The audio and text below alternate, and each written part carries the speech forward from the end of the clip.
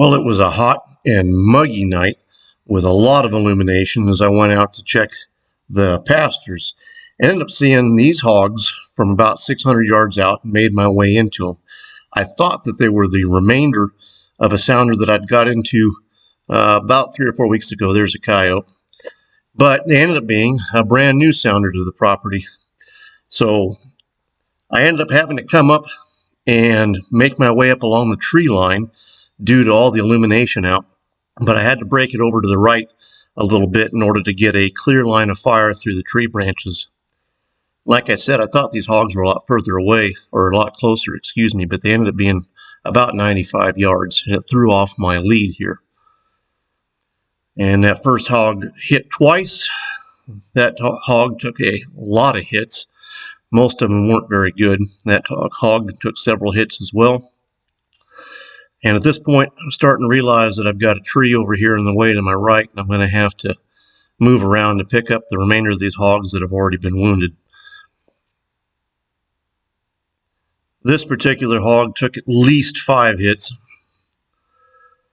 and that one took at least 4. I was thinking that they were about 60 to 70 yards starting off. They ended up being almost 100. Finally figured out my lead there, and then I followed it up with a miss at a stationary target.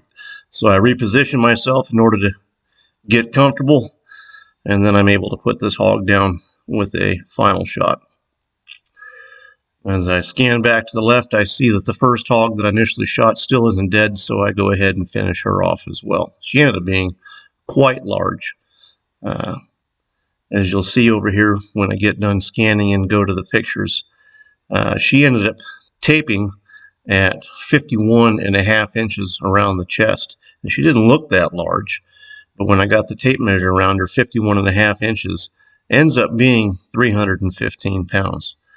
The next largest hog that took at least 4 hits here, she ended up coming in at 42.5 inches or 225 pounds.